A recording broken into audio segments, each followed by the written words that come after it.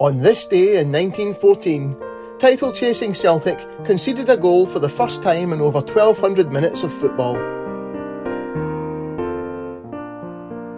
The last of Celtic's then record 6 league titles in a row came in 1910, by which time age was catching up with the great side assembled by Willie Maley in the first decade of the new century. Alec Bennett had defected to Rangers in 1908, and by the end of that glorious run, players like Jimmy Hay and Peter Summers had moved on, and Jimmy Quinn had been increasingly suffering from injuries.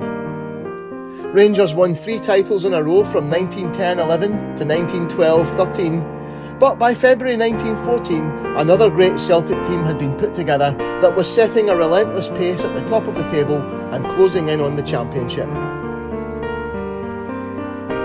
This new Celtic team still had the old master Jimmy McMenemy and the outrageous skill of the young Patsy Gallagher, but its rock-solid foundation was the holy trinity of Shaw, McNair and Dodds in defence.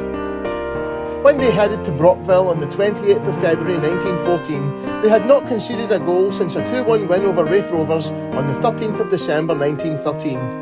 And that had been the first goal they conceded since the 7th of October 1913 in a 1-0 defeat at Third Lanark in the Glasgow Cup. The holy trinity of Charlie Shaw in goal and fullbacks Alec McNair and Joe Dodds had developed an almost telepathic understanding and might possibly have been the pioneers of the passback. Willie Maley, in an article for the Weekly News of the 25th of July 1936, remembered,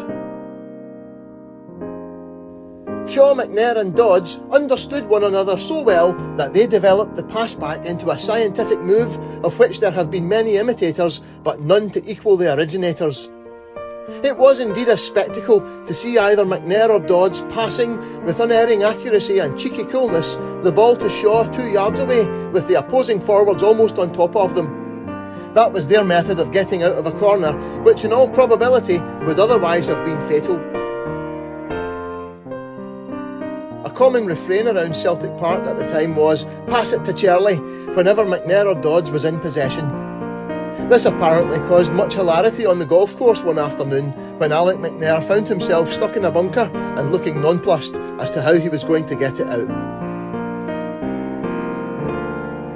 The shutout run was bound to end sometime, but when it did, 2 of the Trinity were absent, Alec McNair injured and Joe Dodds playing for Scotland against Wales at Celtic Park alongside Jimmy McMenemy and outside left Johnny Browning. It was a very young Celtic side that lined up before 10,000 spectators at Brockville. Shaw, T. McGregor, McMaster, Young, Johnston, Davidson, A. McGregor, Gallagher, McCall, Crone, McAtee. In the absence of McNair and Dodds, Charlie Shaw performed brilliantly, the Scottish referee of the 2nd of March 1914 reporting, "Shots by Miller, Gibbons and McMillan were brilliantly saved by Shaw, who had the time of his life.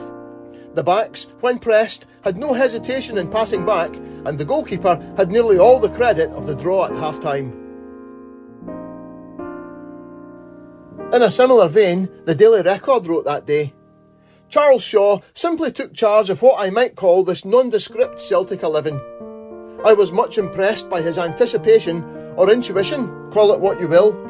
When his backs were beaten, as they were pretty often, he walked out and saved the situation. He clutched all sorts and conditions of balls as if his hands were the jaws of an engineer's vice. He knocked 2 from under just over the crossbar. These grand balls, delivered by Robertson and Gibbons, might have beaten any average custodian." The first goal Celtic conceded in over 2 months might not even have been allowed today, judging by the Scottish referee's description on the 2nd of March. "Lenny had the heels of the Celtic captain, and Robertson and Miller kept shoving the ball out to the ex-Aberdonian, who ultimately put across a perfect centre which Robertson and Shaw met simultaneously. It appeared as if the keeper had the ball in his hands, but the bulky centre kept at it and had the satisfaction of booting the ball into the net amidst the wildest enthusiasm. When it is remembered that Shaw had not lost a goal since December, there was good cause for the jubilation of the home crowd." The 1-0 defeat at Brockville proved a mere hiccup on the way to recapturing the league championship, and the restored Holy Trinity would help them to the double that season and the next 3 championships in a row to season 1916-17. With the retirement of Sonny Jim Young in 1916, Charlie Shaw's influence on the team was demonstrated when he was made club captain, which is not common even today for a goalkeeper, but was almost unheard of then, and especially impressive as he was one of the few uncapped players in the team. He left Celtic at the age of 39 for New Bedford Whalers in the USA in 1925. With 240 clean sheets in 436 League and Scottish Cup matches, a shutout rate of 55%, Charlie Shaw is, statistically at least, Celtic's greatest ever goalkeeper.